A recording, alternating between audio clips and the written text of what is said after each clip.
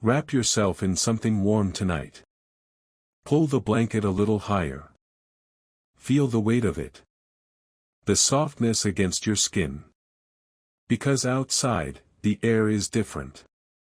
Outside, the wind moves like a living thing. Cold. Sharp. The kind of cold that finds its way through wool and stone.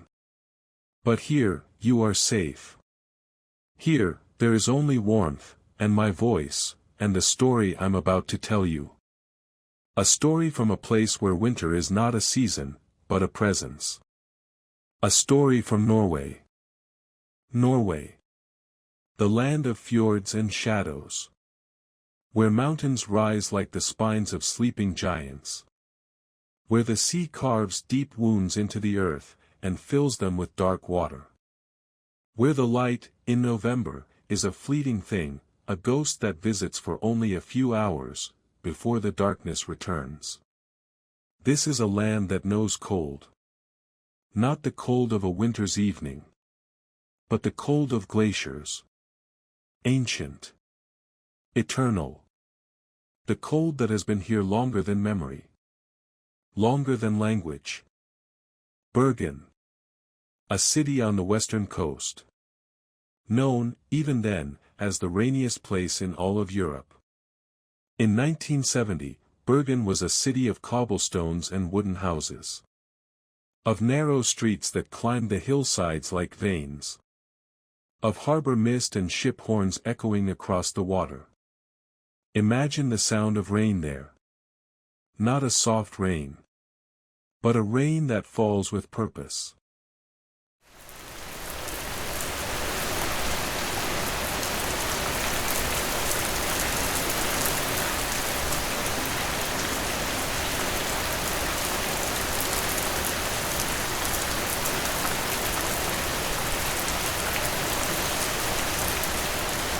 Steady. Relentless.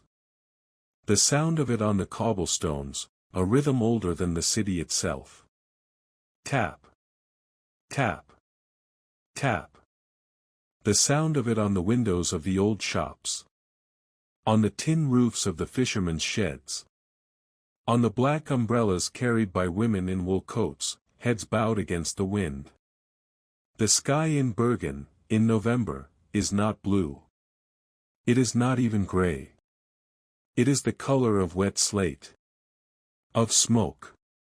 Of something heavy pressing down from above. And the mist. The mist clings to everything. It wraps around the mountains that surround the city. It curls through the alleyways. It softens the edges of the world, until you cannot tell where the earth ends and the sky begins. This is Bergen in November. Dark.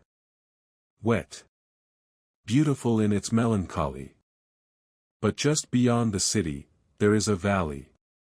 A place the locals call Isdalen. The Ice Valley. Even the name feels cold in your mouth. Isdalen.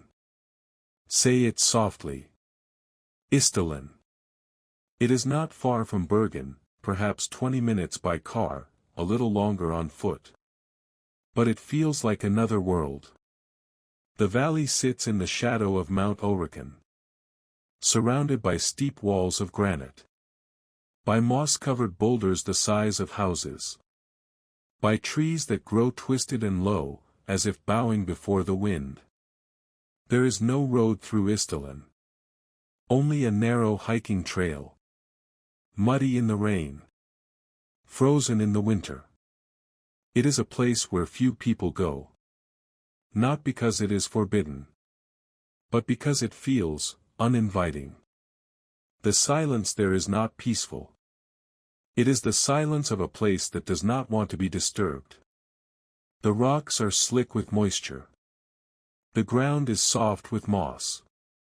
And everywhere, the smell of damp earth. Of decaying leaves. Of something old and still. Even in summer, Isdalen is cool. The sun struggles to reach the valley floor. The shadows are long and deep. But in November, Isdalen becomes something else entirely.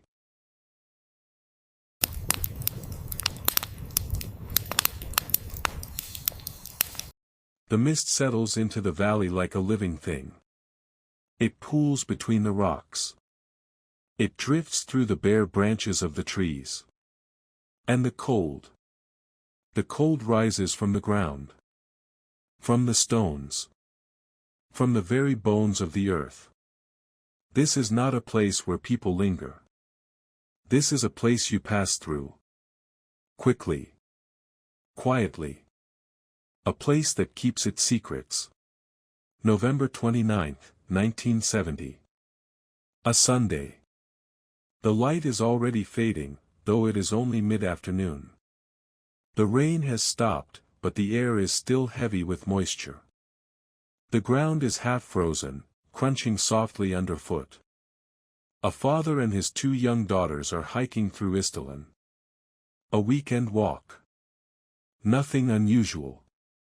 The father leads the way, his boots pressing into the muddy trail. His breath rises in clouds. The daughters follow, bundled in scarves and mittens, their cheeks red from the cold. They do not speak much. There is something about this valley that makes you want to be quiet. As if speaking too loudly might wake something.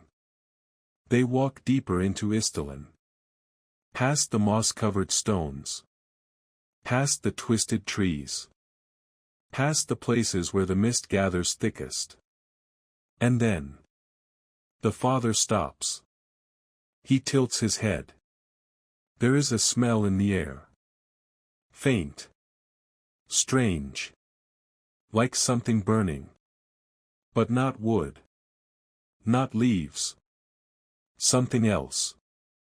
Something, chemical. He gestures to his daughters to wait. He steps off the trail. Into a clearing among the rocks. And there. Sheltered by a large boulder. He sees her. She is lying on her back. Partially hidden by the stones. Her body is still. So very still. The father does not move closer at first. He cannot. His mind is trying to understand what he is seeing. A woman. Alone. In the ice valley. In November. She is dressed in layers, but the clothing is strange. Burned. Charred at the edges. As if she had been lying in a fire. But there is no fire here now. Only cold. Only stone. Only silence. Her face is turned slightly away. Her features, difficult to see. The cold has preserved her, but also changed her.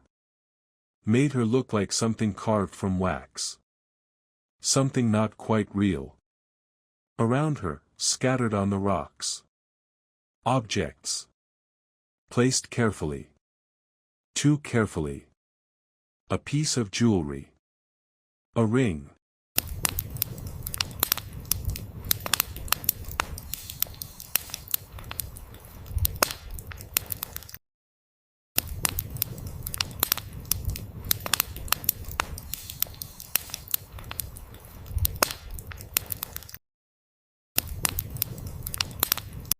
Glinting faintly in the dim light.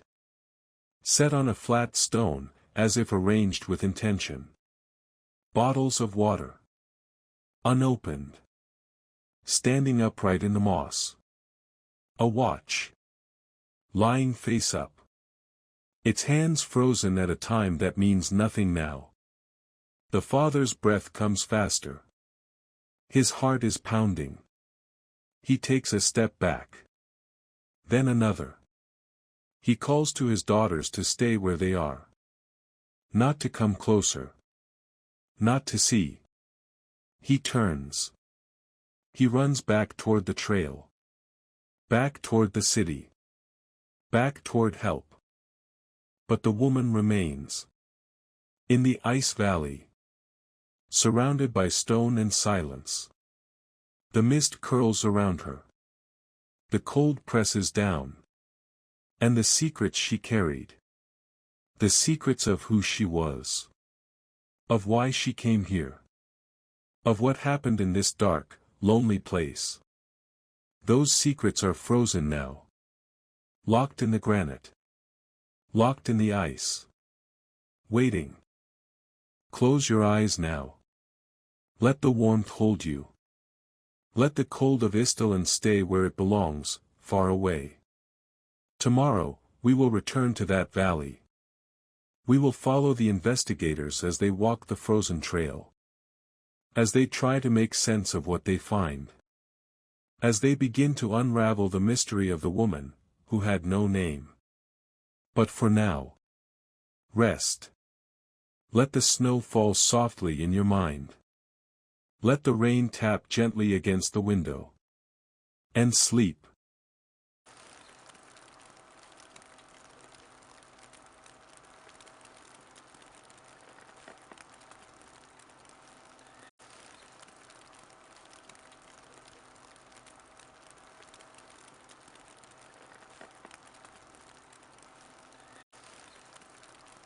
The police arrive as the light is dying.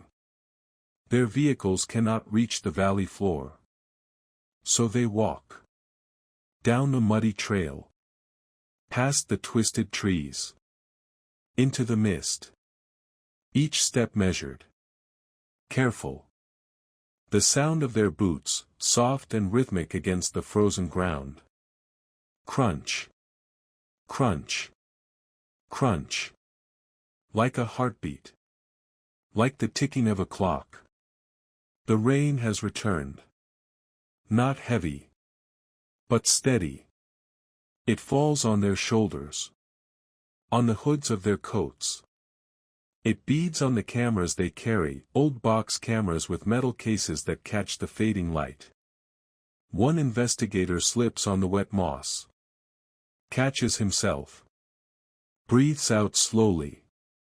No one speaks. There is nothing to say yet. Not until they see her. They find her where the father said she would be. Among the rocks. In the clearing.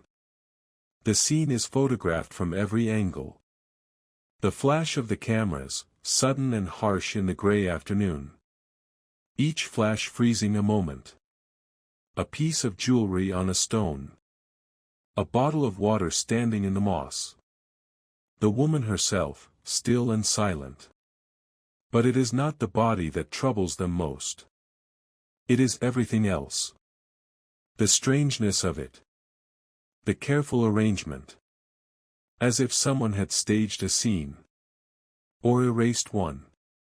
They examine her clothing. Layers of it.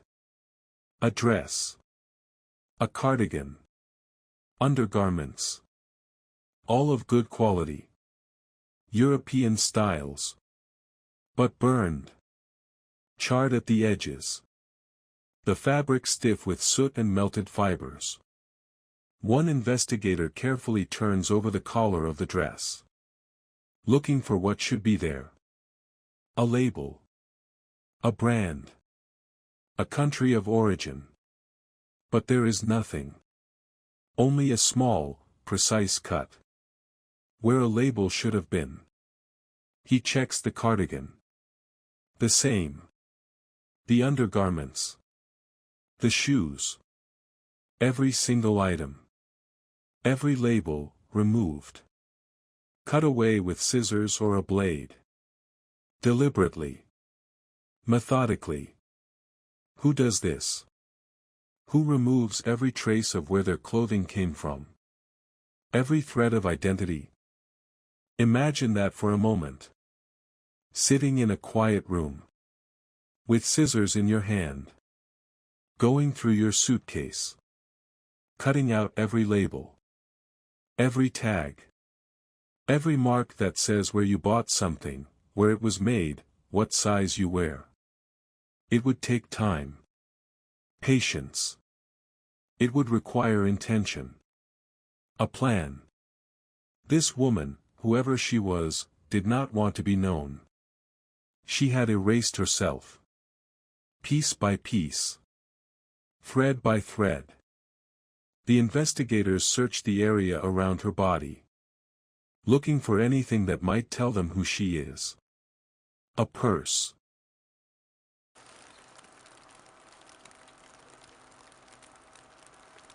A wallet. A letter. A photograph. But there is nothing.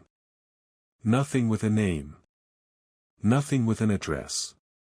Only the objects placed so carefully on the stones. The jewelry. The bottles. And nearby, the remains of a small fire, where other items had been burned. Papers, perhaps. Documents. More clothing. All reduced to ash and fragments. Even in death, she is a mystery. But then. A breakthrough. Small. But significant. One of the officers remembers something. A report from the Bergen railway station. Unclaimed luggage. 2 suitcases. Found in the storage lockers. Days before the woman was discovered. They were flagged because no one had come to retrieve them. Could they belong to her? The Bergen railway station. Close your eyes and picture it. A grand building of stone and timber. High ceilings that echo with footsteps. The smell of coal smoke and damp wool. The hiss of steam from the trains. The station clock, large and round, its hands moving with a steady, mechanical rhythm. Tick. Tock. Tick. Tock. The sound of it fills the station. A constant reminder that time is passing. That trains arrive and depart. That people come and go. Anonymous. Unremarked. The luggage room is in the basement. Down a narrow staircase. Past a wooden door with frosted glass. Inside, rows of shelves. Leather suitcases stacked like forgotten memories. And there, near the back. 2 brown cases. Expensive leather. Well worn. The kind a traveler would carry across borders. Through train stations. Through hotel lobbies. The officer who fetches them notices how heavy they are. How the leather is soft with age and use. How the brass latches click open with a satisfying sound. The suitcases are brought to the police station. Laid on a table under bright lights.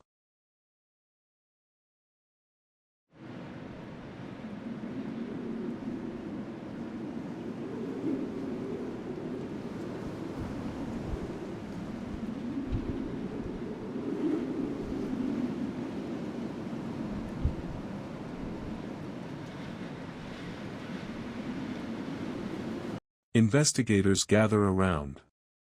Notebooks open. Cameras ready. There is hope here. Quiet hope. That these cases will hold answers. A passport. An identification card. A ticket with a name written in ink. The first latch is opened. The lid lifted slowly. The smell that rises from inside. Old leather. Perfume. Something faintly chemical. Mothballs, perhaps. Or cleaning fluid. The contents are removed one by one. Each item photographed. Documented. And with each item, the mystery deepens. Glasses. 2 pairs. Stylish frames. 1 black. 1 tortoiseshell. But when the lenses are examined, they are clear. No prescription.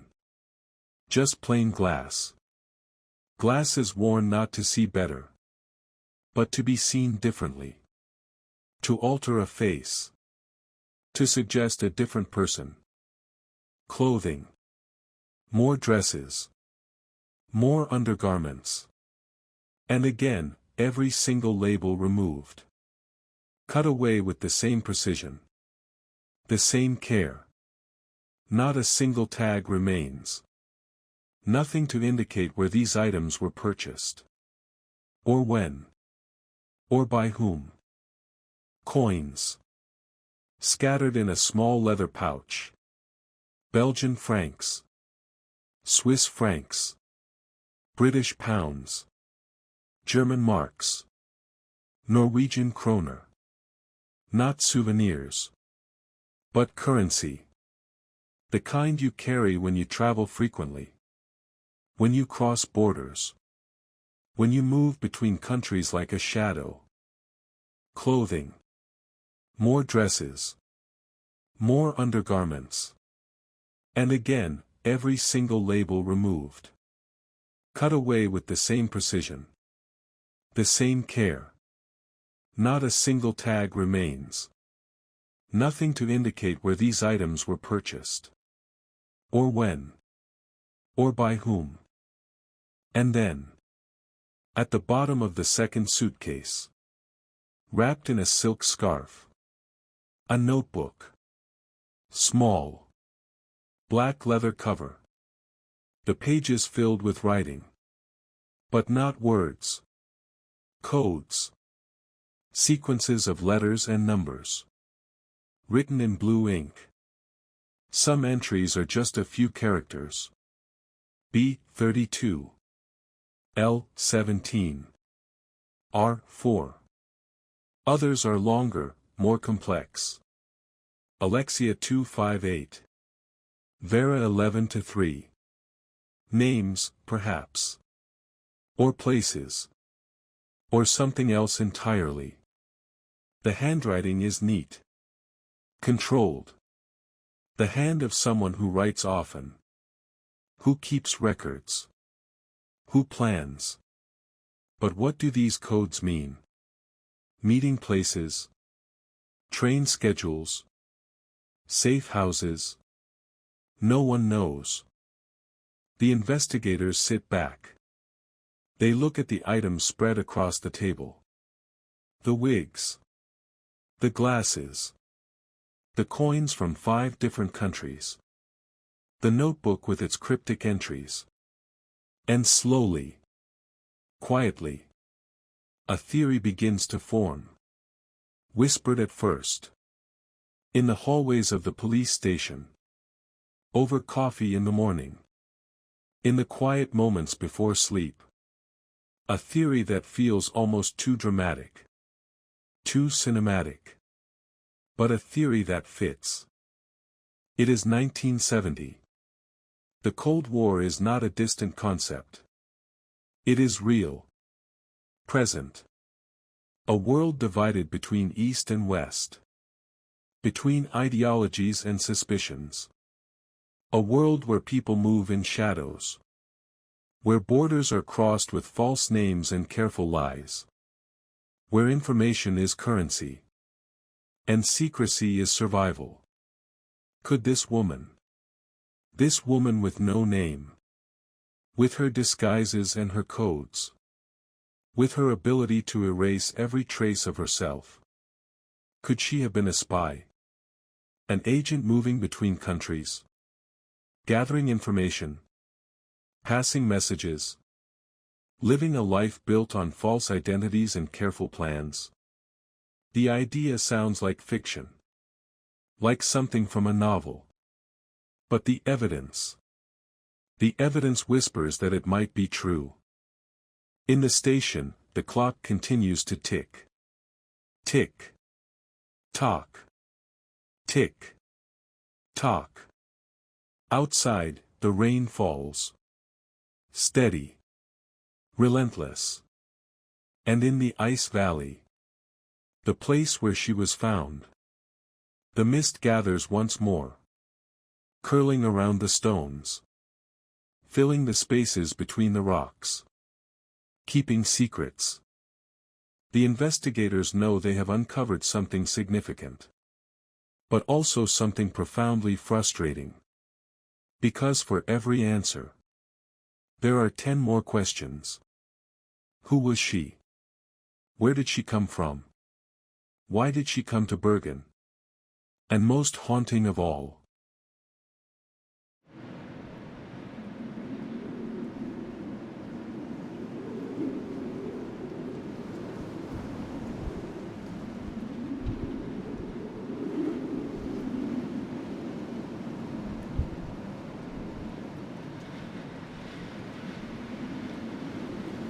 why did she die in that cold, lonely valley?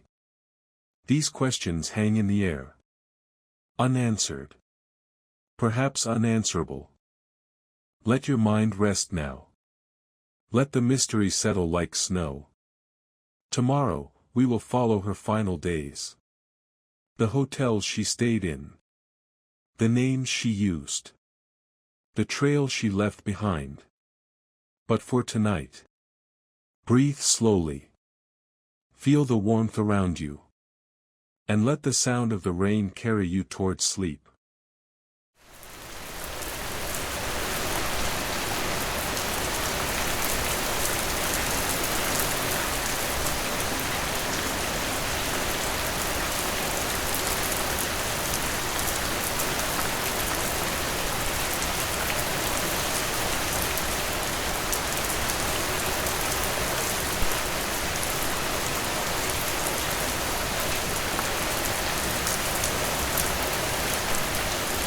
In the days after the discovery, the police begin to search. Not in the valley. Not in the forest. But in the places where people leave traces. Hotels. Train stations. Border crossings. The places where a traveler must write their name. Must show their face. Must exist, however briefly, in the records of the world. They start with hotels in Bergen. Small guesthouses near the harbor. Larger establishments on the hillside. Places where a woman traveling alone might stay. And they ask for the registration cards. Those small rectangles of paper where guests write their details. Name. Address. Nationality. Date of arrival. The cards are kept in boxes. Filed by month. By week. The paper is thin, slightly yellowed. The ink sometimes smudged. One investigator sits at a desk. A lamp casting a pool of warm light. Outside, the rain continues. He goes through the cards one by one. Reading names. Looking at handwriting. And then, he stops. His finger rests on a card. The handwriting. He has seen it before. Elegant. European. The letters formed with care. Slightly slanted to the right. The same distinctive way of writing the letter E, with a small flourish. The same curve to the G. He reaches for another card. From a different hotel. A different week. But the handwriting. The same. Absolutely the same. Only the name is different. They gather the cards. From hotels across Bergen. From guesthouses in Stavanger. From lodgings in Trondheim and Oslo.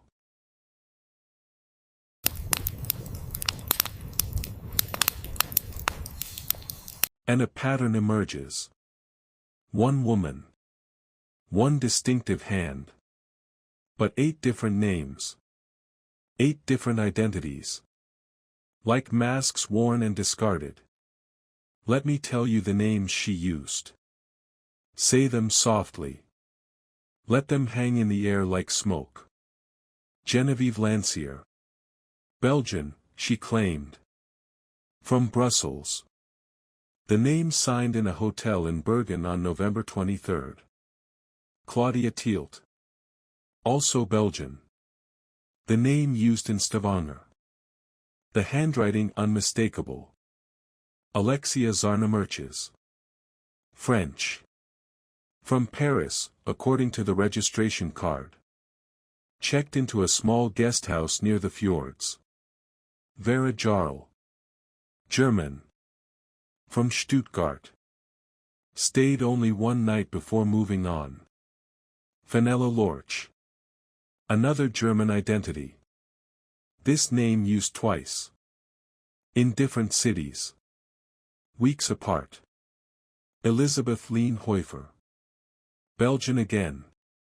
The handwriting growing familiar now to the investigators. Like recognizing a voice in a crowd. Fenella Lorch.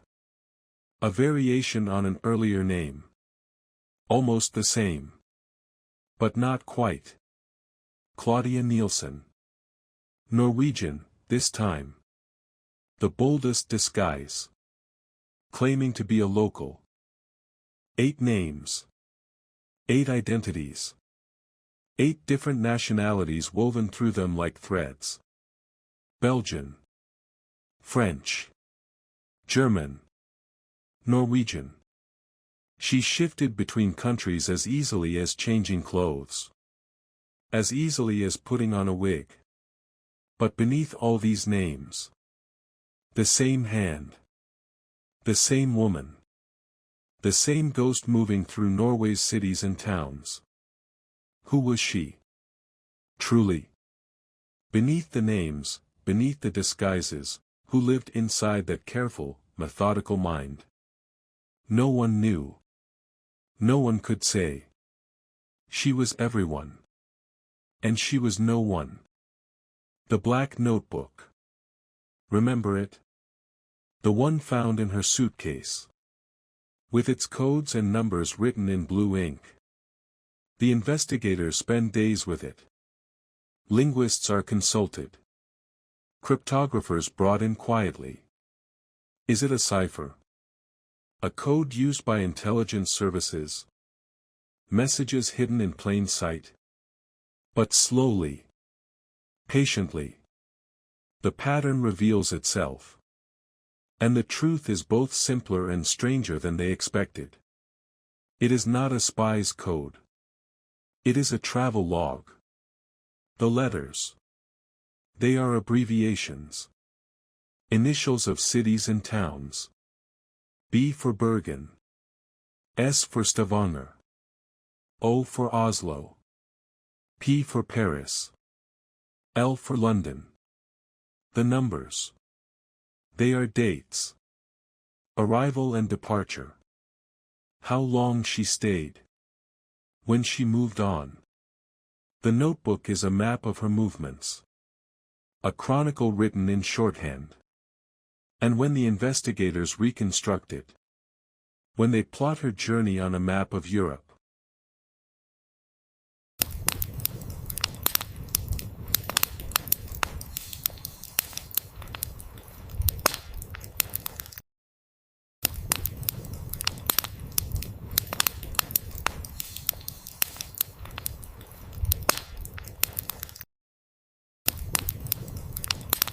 They see something remarkable.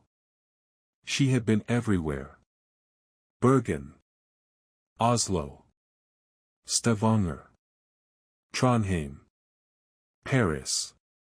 London. Geneva. Brussels. Stuttgart. Month after month. City after city. Always moving. Never staying long. A woman in constant motion.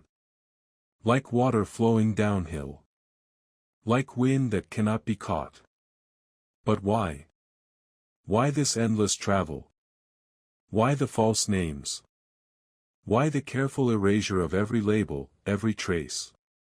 One theory emerges. Whispered again. In the quiet corridors. In the rooms where maps are spread and pins are placed. A theory that makes the investigators uneasy. In 1970, Norway is conducting secret military trials. Testing a new weapon.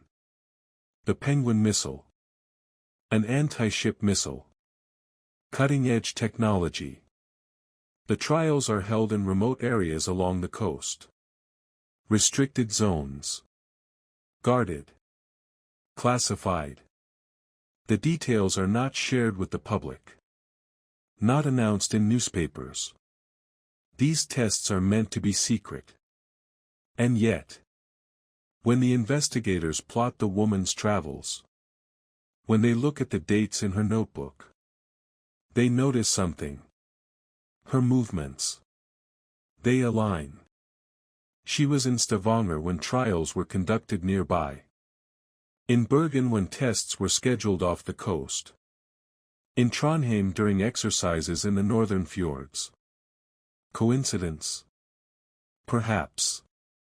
But the timing is too precise. Too careful. Was she watching? Was she observing? Was she reporting back to someone, somewhere?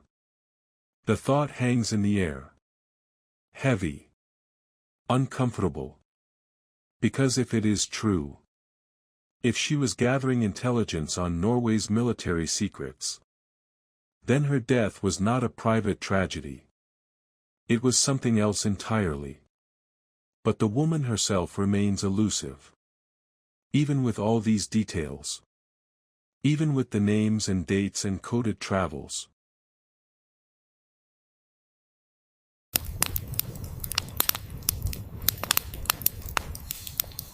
So the investigators turned to the people who saw her. Who spoke with her. Who remember. Hotel staff. Receptionists who checked her in. Maids who cleaned her rooms. Porters who carried her leather suitcases up narrow staircases. And their memories. Their memories add texture to the mystery. Small details. Strange details. The kind that linger in the mind. A receptionist in Bergen remembers her clearly. The way she asked, always, for a specific kind of room. One with a balcony. Why? The receptionist didn't know. But the woman insisted. Quietly. Politely. But firmly. It must have a balcony. Another receptionist recalls something else. The woman always paid in cash. Never used a credit card. Never left a paper trail beyond the registration card itself. Crisp bills. Norwegian kroner. Counted out carefully. Exact amounts. No questions asked. A maid in Stavanger remembers entering the woman's room. She knocked first. Called out. No answer. The key turned in the lock. The door opened. And the maid stopped. The furniture had been moved. A chair placed against the door. Not blocking it entirely. But positioned strangely. As if to make a noise if the door opened. As if to give warning. The curtains were drawn. Even during the day. The room dim. The bed barely slept in. As if the woman had rested on top of the covers. Ready to move. Ready to leave at a moment's notice. Another hotel worker remembers her voice. She spoke English. Broken English. With an accent that was hard to place. Sometimes it sounded French. Sometimes German. Sometimes something else entirely. As if she were layering accents. Blurring her origins. Making it impossible to pin down where she truly came from. And there was something else. A detail so strange it was noted in the police reports. The smell of garlic. Strong. Persistent. On her breath. On her clothes. Several staff members mentioned it. Not the pleasant smell of garlic cooked in butter.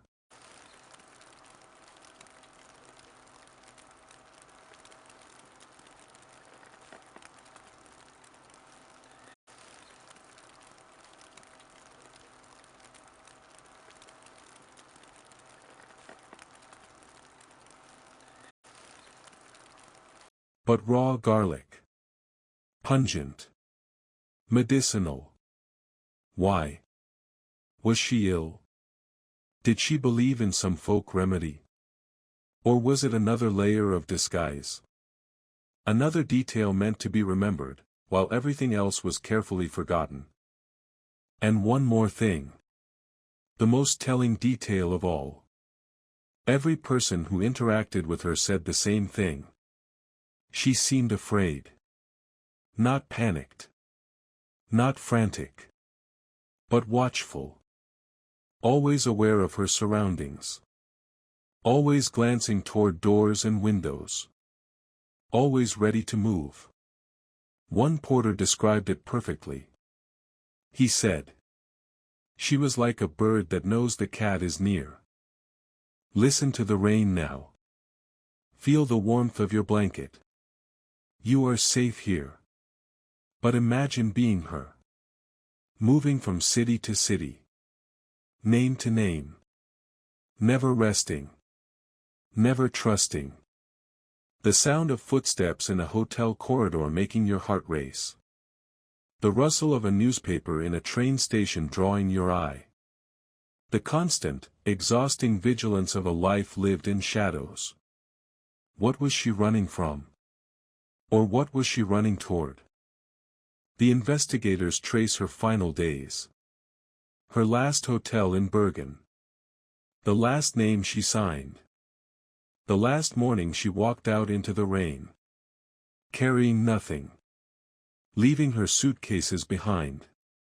Walking toward Isdalen. Toward the ice valley. Toward the end. But why? That question remains. Unanswered. Echoing.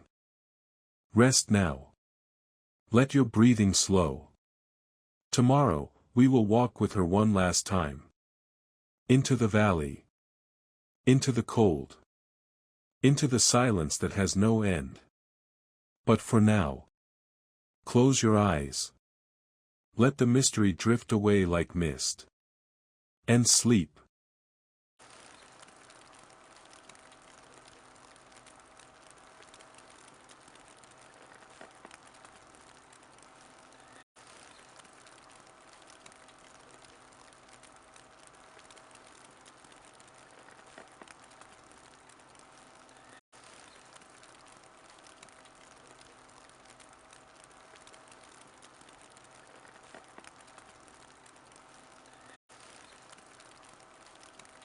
November 23, 1970.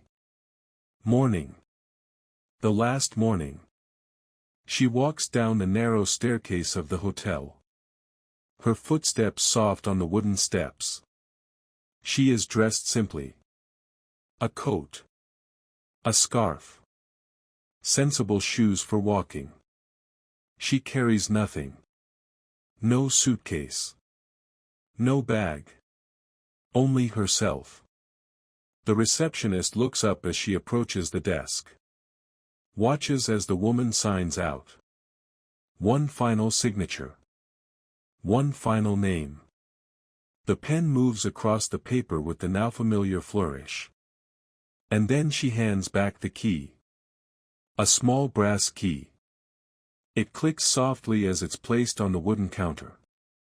The receptionist asks if everything was satisfactory. If the room was comfortable. The woman smiles. A small, polite smile. And says yes. Thank you. Her voice quiet. Her accent, still impossible to place. And then she turns. Pulls her coat a little tighter against the cold. And walks out into the gray morning. The door closes behind her with a soft sound. Like a whisper. Like a sigh. The Bergen railway station.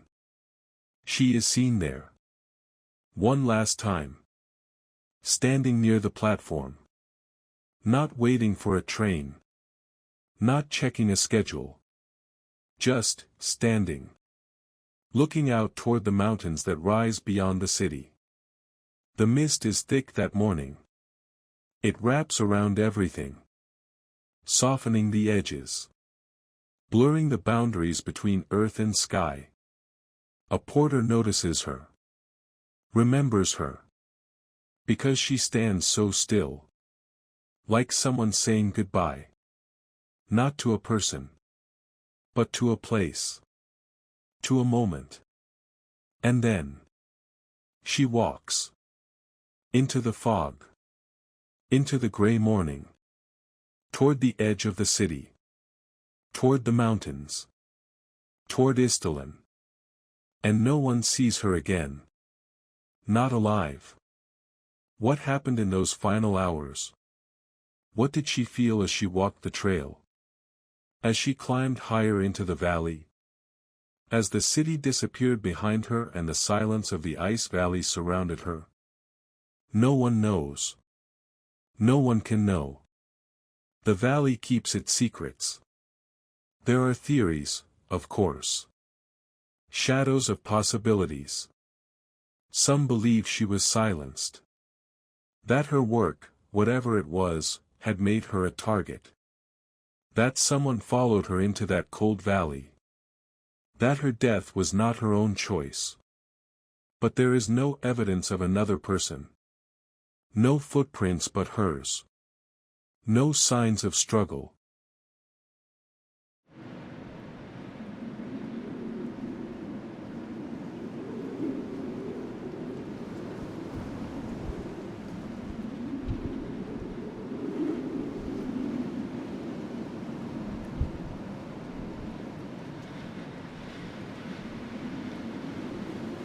Only the careful arrangement of objects.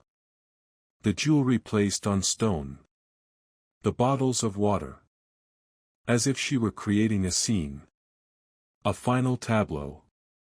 Others believe she chose this ending herself. That the life of masks and names and constant movement had become unbearable. That she walked into the valley seeking peace. Seeking silence.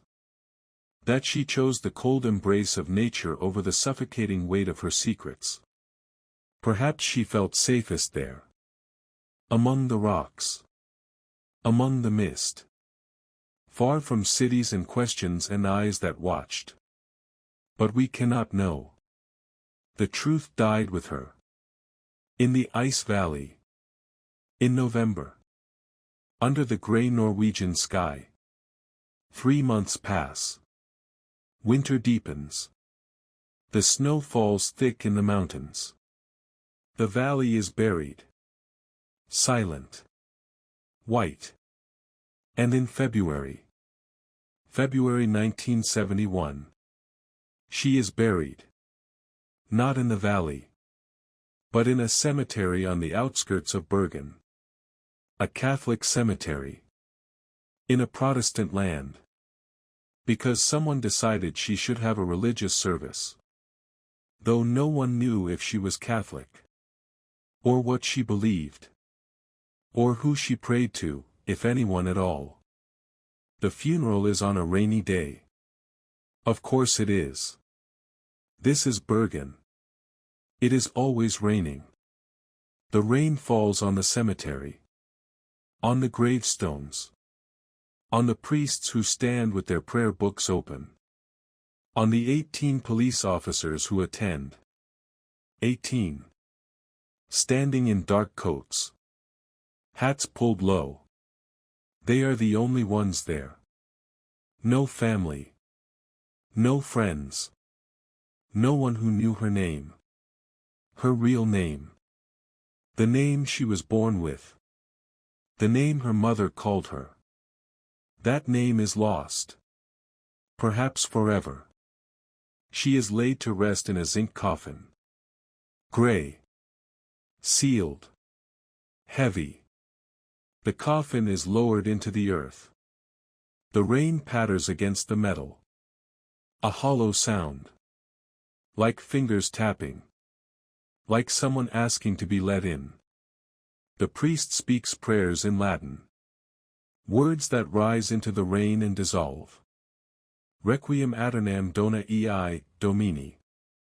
Eternal rest grant unto her, O Lord. But there is no name to speak. No identity to honor. Just a woman. Unknown. Unremarked.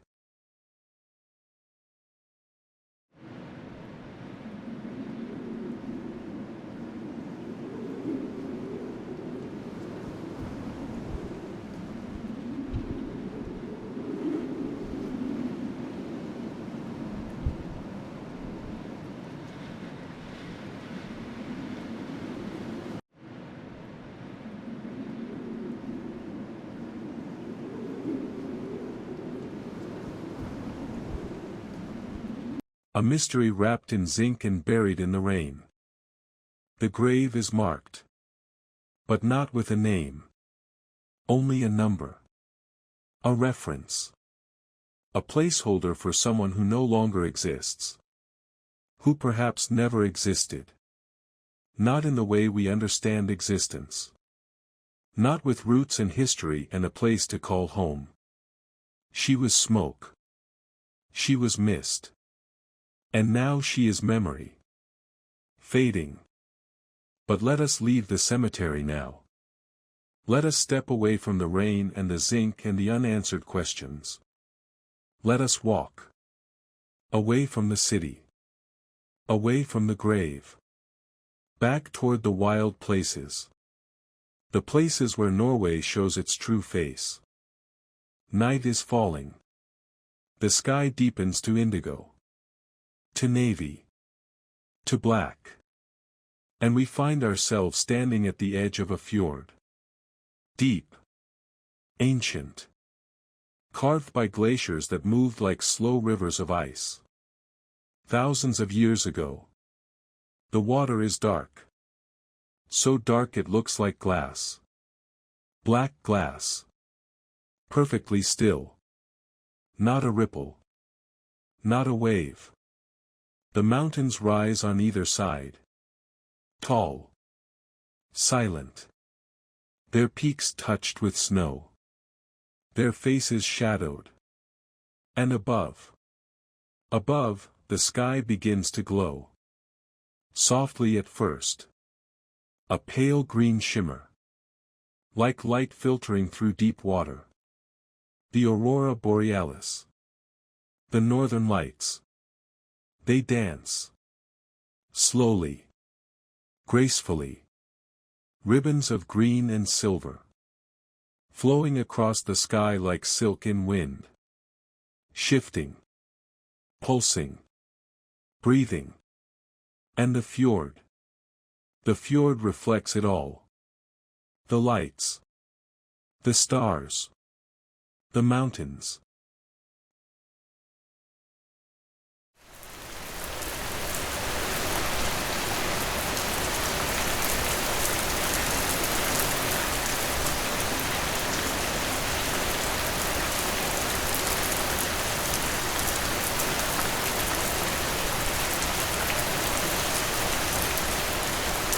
So that you cannot tell where the sky ends and the water begins.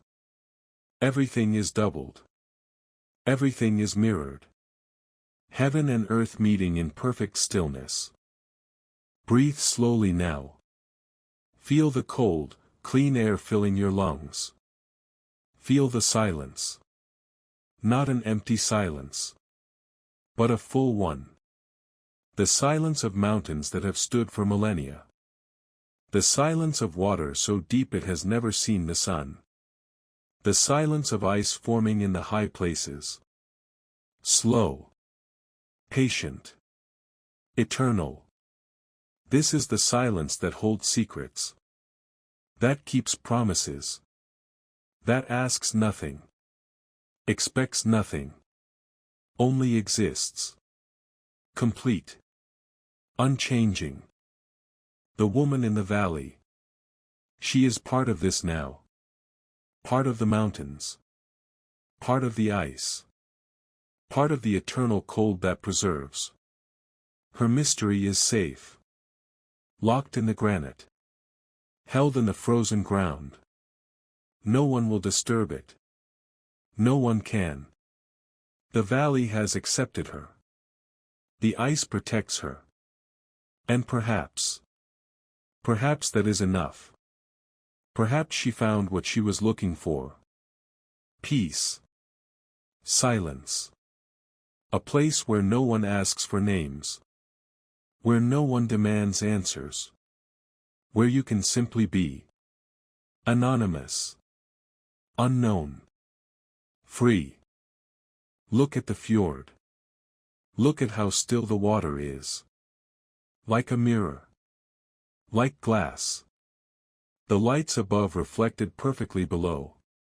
Green. Silver. Shimmering. Let your mind become like that water. Still. Reflective. Peaceful. Let the questions drift away. Let the mystery float off into the darkness. It does not need to be solved tonight. It does not need to be understood. Some things are meant to remain unknown. Some secrets are meant to be kept. By the ice. By the mountains. By the deep, dark water. Your breathing is slow now. In. And out. In. And out. Like the gentle rhythm of waves against a shore. Like the falling of snow. Soft. Steady. Endless. You are warm. You are safe. The cold is far away. The rain is a distant memory. Here, there is only stillness. Only peace. Only the soft darkness that welcomes you. The northern lights continue their dance. But slower now. Gentler. Fading. The green light softening to silver. To gray. To the deep blue-black of night. And the fjord holds it all. Reflects it all. A perfect mirror. A perfect stillness. Let your eyes close. Let the image of the water remain behind your eyelids. Still. Dark. Peaceful. Let yourself sink into it. Like a stone dropping through deep water. Slowly. Gently. Down. And down. And down. Into the warmth.